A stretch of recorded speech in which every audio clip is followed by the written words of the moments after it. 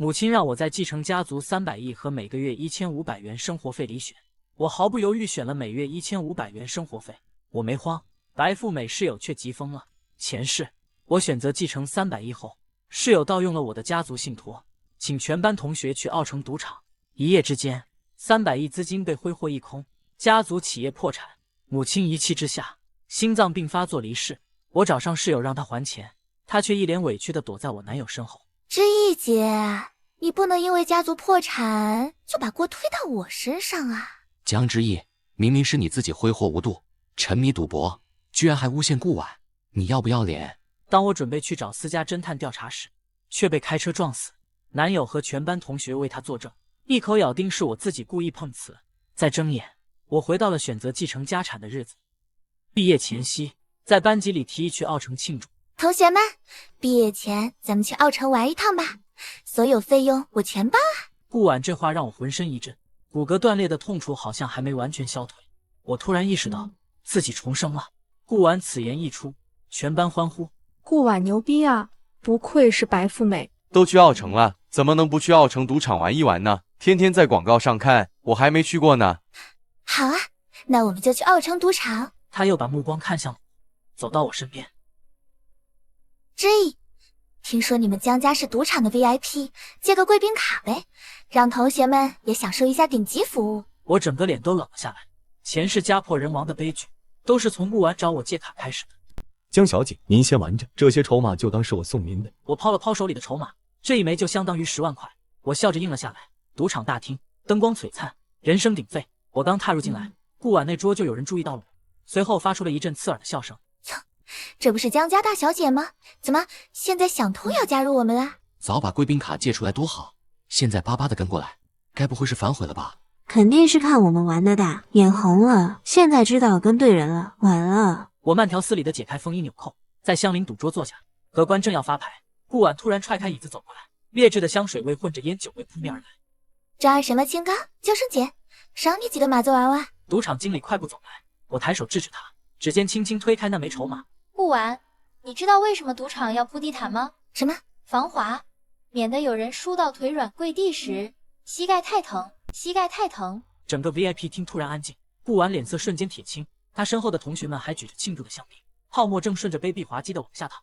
水晶吊灯将赌场大厅照得如同白昼，我指尖的筹码在灯光下折射出冰冷的光芒。忽然，隔壁桌便传来此起彼伏的哀叹声。40个同学面前的筹码山正以肉眼可见的速度倒塌。又输了。这样吧，玩完你陪之意玩一玩，输给之意几个筹码，这样一会他还能多玩一会。不等我同意，顾婉就一屁股坐在了我对面。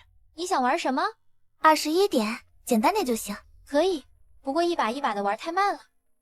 梭哈，可以，我给。正式开始前，我的余光瞥见顾婉悄悄地往荷官的手里塞了一张卡。我笑了笑，没说话。荷官开始发牌，每人2张牌。顾婉的翻开第1张名牌，黑桃 A。顾婉露出一抹难以察觉的微笑，显然这张牌在他的意料之内。他翻看第2张牌，黑桃 K， 笑容喜上眉梢。他满点了，因为黑桃 A 既可以算1点，也可以算11点。因为黑桃 A 既可以算1点，也可以算11点，由玩家自己决定。补牌。荷官给我发了第3张牌，补牌。此时周围的人已经按耐不住。这女的疯了吗？连补2张牌，她也不怕爆掉。知意呢？这不是歪斗地主，你要这么多牌有什么用啊？经理站在一旁，同样也为我捏了一把冷汗。补牌？卧槽，这女的绝对疯了，连补3张牌。我建议你们给她拿一本21点的游戏规则。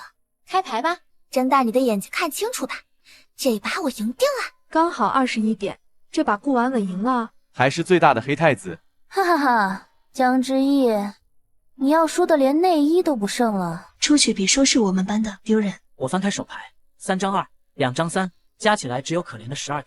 但是所有人都愣住了，因为我手里的这5张牌虽然是最小的牌，但是加在一起就是5星，刚好能大过顾婉手里的黑太子。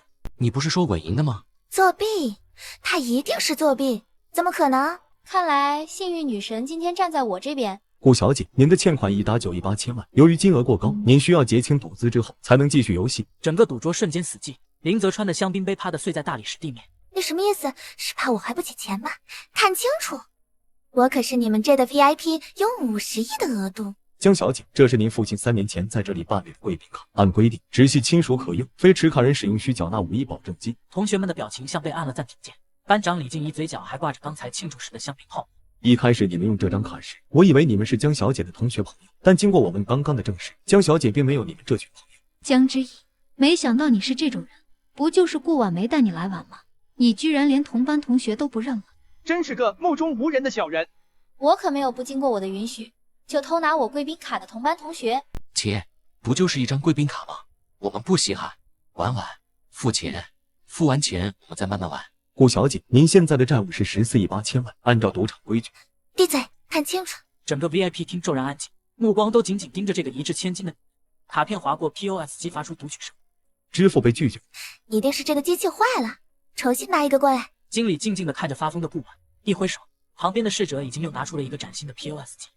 支付再次被拒绝，这下轮到顾晚坐不住了。顾晚脸色铁青地掏出手机，颤抖着拨通了银行的电话。电话那头传来客服礼貌的声音，但顾晚的表情却越来越难看。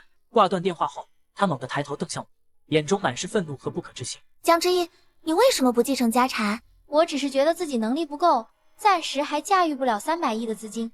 再说了，我不继承家产，冻结的是我的卡，跟你有什么关系？难道你也没有继承家产，所以卡被冻结了？顾晚的脸色瞬间涨得通红，拳头捏得咯咯作响。周围的同学听到我的话，纷纷露出狐疑的表情，目光在顾晚和我之间来回游移。婉婉，你怎么能这样？大家可是一起来的。关我屁事，你们自己想办法。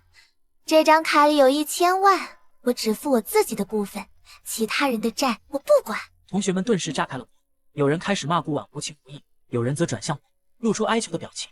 之意呀，大家都是同学，你帮帮我们吧。对啊，你赢了这么多筹码，帮我们付了这笔钱，以后大家还是好朋友。抱歉，我和你们早就不是朋友了。如果各位无法支付债务，那就只能走法律程序，或者留下一只手了。这句话像一盆冷水浇在众人头上，赌场内的气氛瞬间凝固。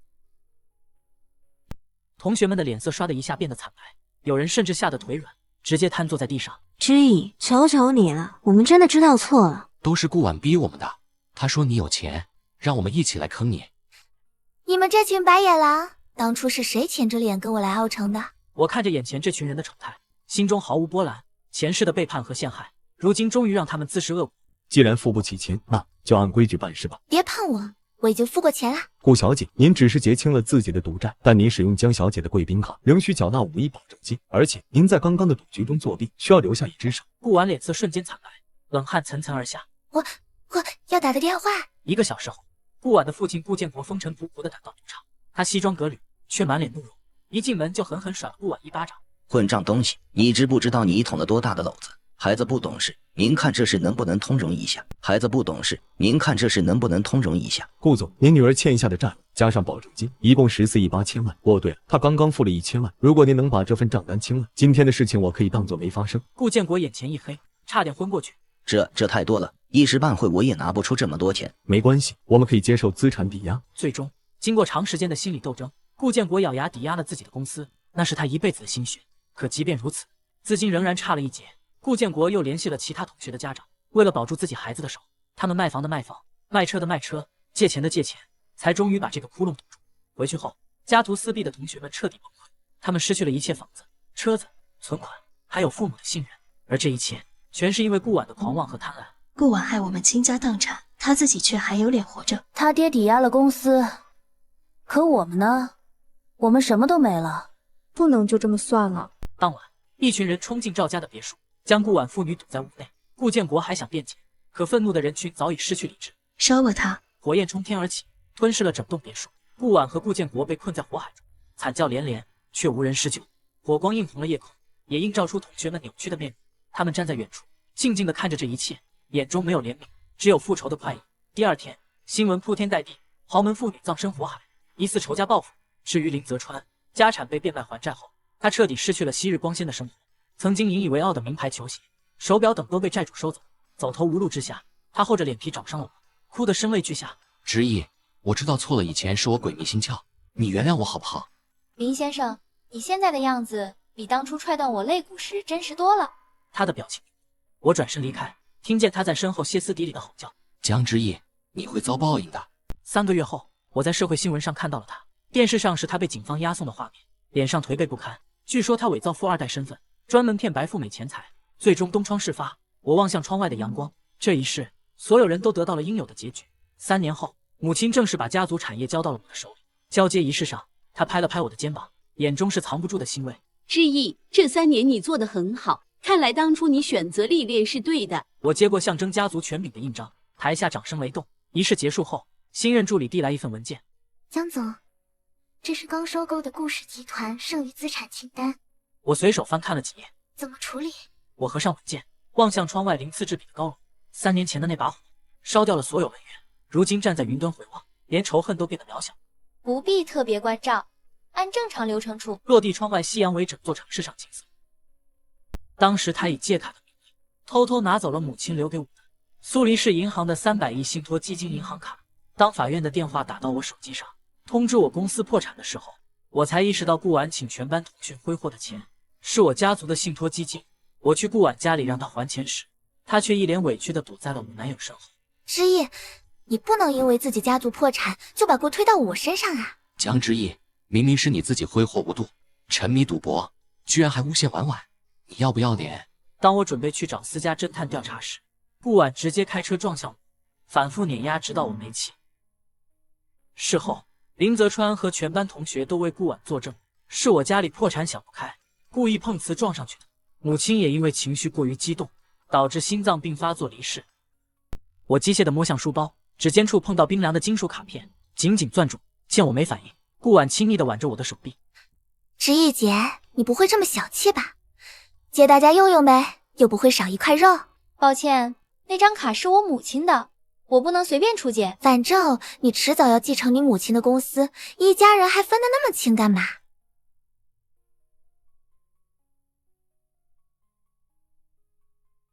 诺，这不是吗？你直接拿去用吧。顾婉接过时，别有意味地摩挲着林泽川的手。还是泽川明睡。之意，你还是要多跟哥哥学一下。突然他眼前一亮，盯着地上的相机。哟，这不是我最喜欢的那个哈苏相机吗？听说都卖断货了，我一直抢没抢到。那你也拿去玩吧，反正之意早就玩腻了。谢谢泽川。不好意思，我都不借。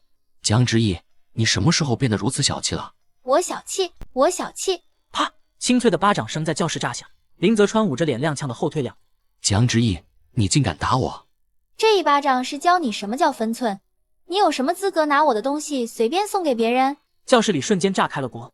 江之意，你疯了吧？不就是个相机，至于吗？连自己男友都舍得下手打，有钱了不起啊！之意姐，泽川也是为大家好，你这是什么态度？我的态度很明确，不借。江之意，你现在立刻把卡还给顾婉，并向我们道歉，要不然我们就分手。我不希望我的女友是这种没有教养的人。本来就是我的东西，我还给谁啊？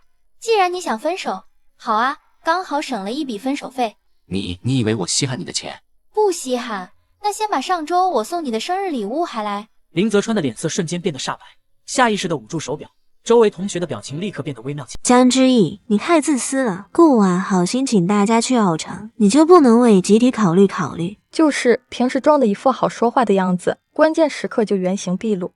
顾婉请你们去奥城，你们去找他找我干什么？我们用你的贵宾卡，到时候我们在赌场的消费不都可以提升你的贵宾等级吗？这是一举两得的好事啊！那就借给你们吧。顾婉眼睛一亮，伸手就要来拿，我手腕一翻，露出卡片，全貌是学校的饭卡。你耍我？彼此，你们不也在道德绑架我吗？江之意，我真是瞎了眼才会跟你在一起。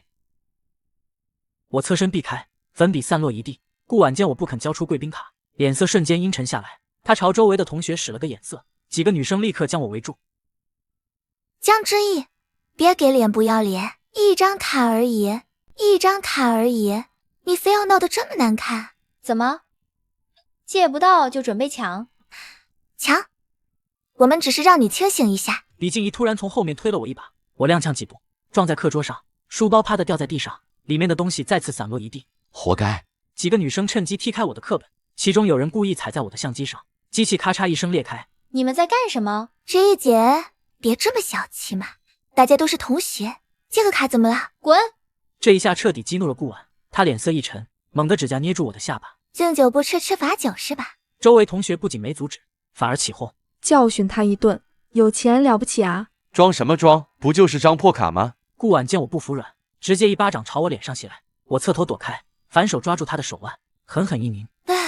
江之意，你还敢动手？江之意，你还敢动手？他冲上来就要撕扯我的头发，我一把推开他，迅速从口袋里掏出手机，直接拨了110。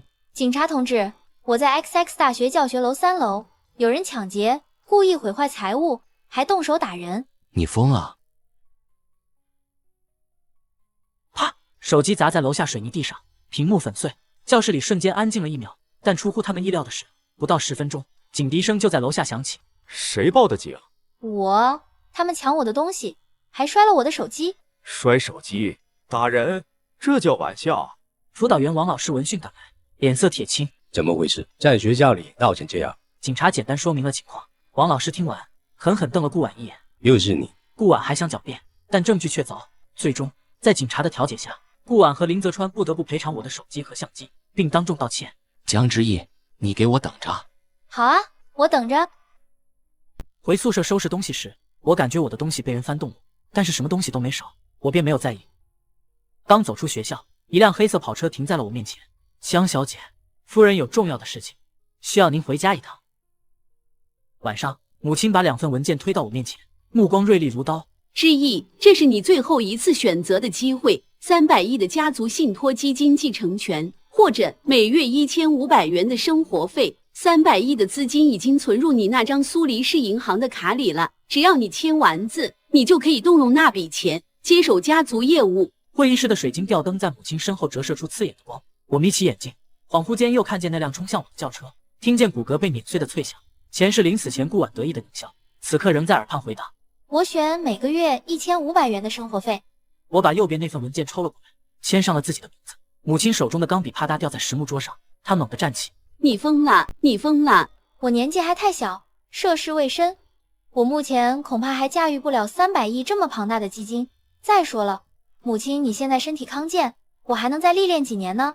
母亲看着我，良久没有开口。你既然选择了1500，那除了这1500，你每个月可连1毛钱都多拿不到，你想好了吗？我点了点头，再次确认。看到我点头确认，母亲只能冷声开口。老许啊，把严彻那张苏黎世银行的卡冻结吧。第二天，我把顾婉替换的2张假卡丢进垃圾桶，紧随顾婉他们之后来到了奥城。母亲是这里的常客，她没少带我来这里，就连看门的门卫都认识我。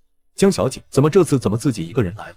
听说我有几个同学来这里玩，我过来看看。今天早上确实有一波年轻人来玩，原来是江小姐的同学啊，早说就让他们好好招待。没事，带我去看看。